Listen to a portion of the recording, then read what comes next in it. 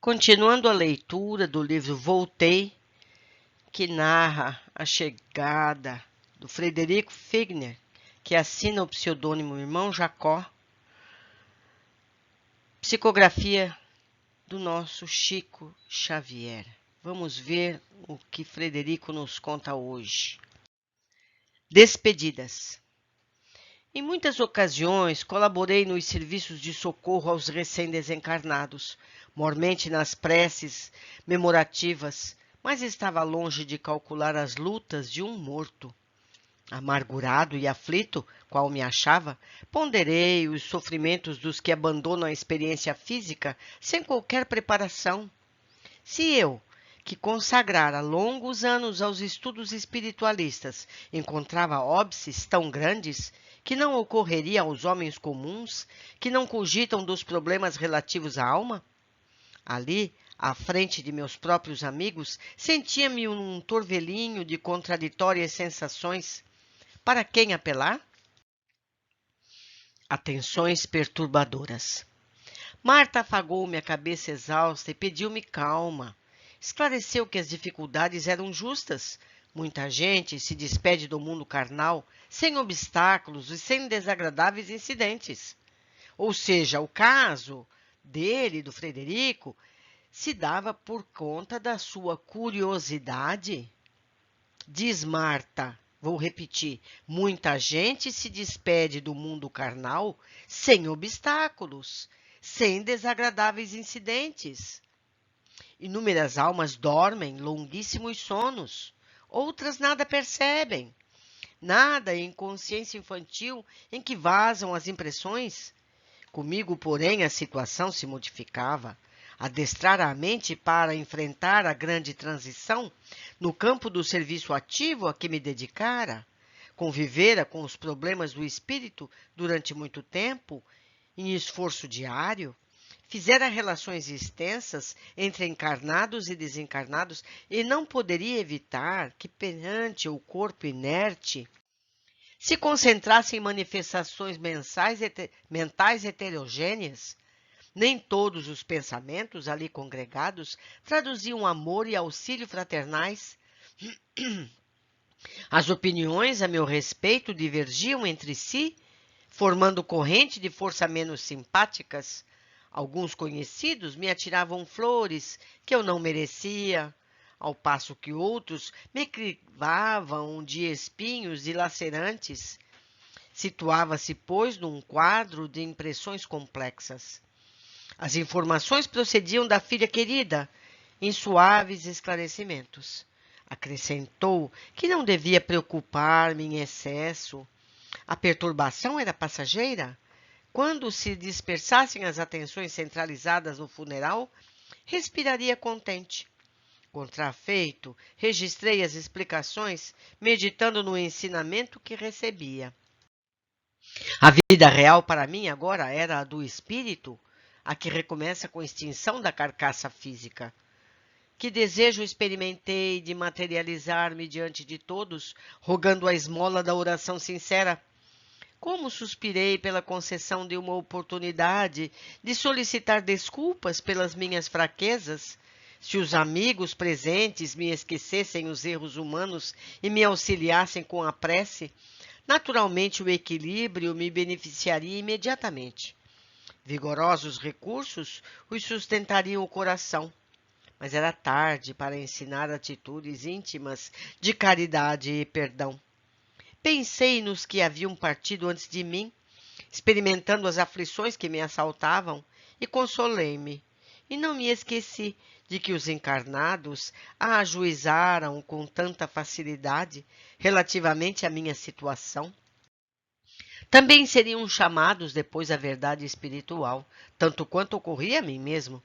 Não me cabia reagir inutilmente por intermédio da angústia.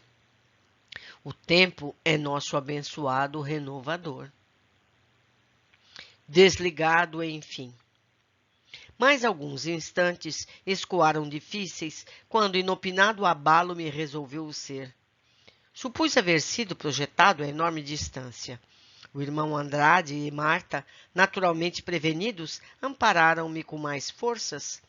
Confesso que o choque me assaltou com tão grande violência que julguei chegado o momento de outra morte. Dentro em pouco, no entanto, o coração se refez, equilibrou-se a respiração e Bezerra surgiu sorridente a indagar se o desligamento ocorrera normal. Abraçaram-me os três satisfeitos. Explicou-me o respeitável benfeitor que até ali meu corpo espiritual fora como um balão cativo, mas doravante disporia de real liberdade interior. Pensaria com clareza, movimentar-me-ia sem obstáculos e detaria dificuldades mais precisas. Com efeito, não obstante sentir-me enfraquecido e sonolento, guardava mais segurança. Meus olhos e ouvidos, principalmente, registravam imagens e sons com relativa exatidão. As perturbações da hora não me afetavam com a intensidade de minutos antes. Esclareceu Bezerra que, a maioria dos casos, não seria possível libertar os desencarnados tão apressadamente, que a rápida solução do problema liberatório dependia, em grande parte, da vida mental dos ideais a que se liga o homem na experiência terrestre. Recomendou-me observar por mim mesmo as transformações de que era objetivo. Examinei-me com atenção e reparei efetivamente que no íntimo me achava fortalecido, remoçado, sem a carga de mazelas fisiológicas. Conseguia locomover-me sem auxílio, embora imperfeitamente.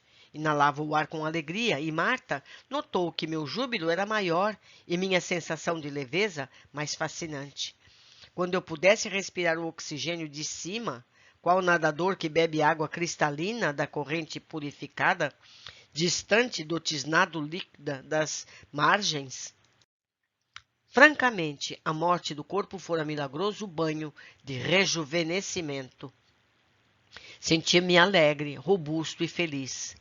Readquirindo minhas possibilidades de analisar com exatidão, passei a refletir nos problemas de ordem material. Como se fixaria o futuro doméstico? Que providências mobilizar a benefício de todos? Tais indagações, como se me requisitavam a mente a plano diverso. Faleciam-me as forças de novo. Ele tem que aprender que não pode pensar em nada material. Não é? Faleciam-me as forças de novo. Bezerra percebeu o que se passava, bateu-me nos ombros amigavelmente e aconselhou. Você conhece agora mais que nunca o poder do pensamento. Procure o alto. Compreendi a referência e modifiquei-me interiormente. Em dificuldades. Reajustado, notei que podia enfrentar os conflitos da hora sem embaraços de vulto. O irmão Andrade acentuou que, livre dos últimos remanescentes do corpo carnal, eu conseguiria aproximar-me dos amigos sem choques de maior importância, aconselhando, porém, a não me avizinhar em demasia das vísceras cadavéricas, em cuja contemplação talvez me fosse acometido por impressões desequilibrantes. As novidades sucediam-se umas às outras. Aquinhoado por visão mais segura, reparei, estupefato, que desencarnados em grande número se apenhavam ao redor. Entidade menos simpática, quase rente a nós, dizia para outra que lhe era semelhante. O enterro do velho Jacó, aquele mesmo que nos doutrinou há tempos, não se recorda? Perfeitamente, respondeu o interlocutor, gargalhando. Daria tudo para ver-lhe a cara. Riam-se gostosamente. Memória funcionando sem empecilhos, registrando-lhe os apontamentos sarcásticos, localizei-os na lembrança. Eram perseguidores de uma jovem internada numa casa de nervos. Evoquei as particularidades da reunião em que me havia entendido com eles. Achava-me sumamente enfraquecido. Mesmo assim, gostaria de responder-lhe. Rememorei o interesse com que eu recebera a descrição da médium vidente e, em relação a ambos, e confirmava, admirável, por mim mesmo, os informes com que fora presenteado. Sacrificaria muita coisa para interpelá-los, fazendo-lhes sentir o erro em que laboravam, e dispunha-me a interferir quando o irmão Andrade me controlou os impulsos, acrescentando: não faça isso, provocaria contenda desagradável e inútil. Além do mais, eles não nos veem, respiram noutra faixa vibratória. Realmente, procediam como se não nos vissem. Permaneciam junto de nós, sem perceber-nos, tanto quanto noutro tempo me movimentava por minha vez ao pé das entidades desencarnadas, sem notar-lhe a presença. Haverá tempo, frisou o amigo bondoso e calmo. Observando-me o encorajamento, conduziram-me aos três à vizinhança imediata do corpo hirto. Não obstante as melhoras que me sentia possuído, não conseguia atravessar a onda de força que se improvisara ao longo dos veículos. Desejava ardentemente penetrar o recinto doméstico e, sobretudo, espargir sobre os entes amados que ficariam distantes os meus pensamentos de amor, reconhecimento e esperança. Bezerra, porém, avisou prudentemente: não estamos, é desaconselhável por agora a perda de reservas. Conteitei-me buscando avistar amigos nos automóveis. Grupinho de conhecidos atraiu minha atenção. Avancei para eles, mas fui constrangido a afastar-me, decepcionado. Comentavam a política em agressiva atitude. Mergulhavam a mente em disputas desnecessárias. Pela primeira vez, verifiquei que os espíritos inferiores não se comunicam somente das sessões doutrinárias. A palestra, apesar de desenvolver-se discreta, apresentava notas de intercâmbio com o plano invisível, em cujos domínios ingressava eu, receoso e encantado. Um amigo expressava-se quanto aos problemas da vereança municipal, perfeitamente entrosado com uma entidade menos digna, que ali ante meus olhos espantados o subjugava quase que por completo, obrigando-o a proferir sentenças desrespeitosas e cruéis. Retrocedi instintivamente. Você, Jacó, falou Bezerra, em tom grave, por enquanto ainda não pode suportar estes dardos mentais. Encaminhamo-nos então para outro ângulo da rua. Descobri nova agremiação de pessoas às quais me afeiçoara profundamente. Busquei-lhes a companhia. Ansioso, seguido de perto pelos benfeitores, contudo, outra desilusão me aguardava. Falava-se em voz baixa sobre as despesas prováveis com o enterramento dos meus despojos. Emitia-se julgamento apressado, envolvendo-se meu nome em impressões desarmoniosas e rudes. Recuei como já o fizera. Bezerra abraçou-me, compreensivo, e receitou paciência. Abeirava-me de profundo desalento, quando, não longe em certo veículo, observei a formação de lindos círculos de luz.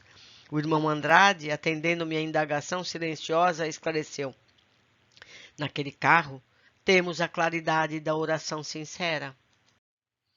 Pedi aos protetores me auxiliassem à procura semelhante abrigo mais depressa. Alcancei-o e rejubilei-me. Alguns companheiros ofertavam-me os recursos da prece santificante. Tamanho foi o meu contentamento que quase me ajoelhei feliz. Aquela rogativa que formulava a Jesus, em benefício de minha paz, constituía dádiva celeste. Do pequeno conjunto emanava energia confortadora que penetrava à maneira de chuva balsâmica. A oração influenciara-me docemente. Creio que os recém-desencarnados, quase sempre, necessitam do pensamento fraterno dos que se demoram no círculo carnal. Explicou Bezerra que os recém-libertos comumente precisam do socorro espiritual dos entes queridos para se desembaraçarem sem delonga dos liames que ainda os prendem à experiência material. Com o auxílio dos que ficam, aqueles que partem seguem mais livremente ao encontro do porvir. Que nos sirva de alento, meus amigos, que passemos a respeitar os nossos entes queridos que partem, com preces, com pensamentos benevolentes, para que eles possam ter uma passagem mais tranquila, não é? É o que estamos aprendendo aqui. Ante a necrópole. Assisti, enfim, ao sepultamento de minhas vísceras cansadas. A solenidade, referentemente à qual tanta vez me reportara, descortinara-se-me ao olhar possuído de assombro. De envolta com as relações afetivas do mundo, compacta assembleia de desencarnados se pôs em movimento. Nosso grupo continuava reduzido, mas aumentara. Outros amigos se reuniram a nós, abraçando-me. Declarava-me desejoso de me acompanhar na passagem para a esfera próxima. Intensa curiosidade dominava-me as emoções. Quando o cortejo estacou, era a entrada para a necrópole final. Todo o local se enchia de gente desencarnada. Francamente, tentei seguir para dentro, mas Bezerra, num abraço fraternal, recomendou compassivo: Meu amigo, não tente a lição agora. Recordemos a parábola e deixemo-nos aos mortos o cuidado de enterrar os mortos. Em seguida, solicitou aos novos circunstantes nos deixassem a sós, até o instante da retirada definitiva. Percebendo-me o desapontamento, observou-me bem-humorado. Jacó, você não sabe o que está desejando. Por enquanto, os enterros muito concorridos impõem grandes perturbações à alma. Além disso, não desconhece que as vibrações daqueles que o amam procuram-o em qualquer parte. Em virtude do parecer respeitável, afastei-me do corpo morto no momento em que penetrava a nova moradia. Mais uma vez, meus amigos, está claro. Quanto menos pessoas presentes nos enterros, melhor é para o que vai, melhor é para o ente querido que se descoloca do corpo, certo? Então, nada de fazer grandes convites. Vamos comunicar no futuro, depois que tudo passou, que o nosso ente querido faleceu. É melhor para eles e o que queremos é o que é melhor para eles. Um grande abraço e até o próximo capítulo.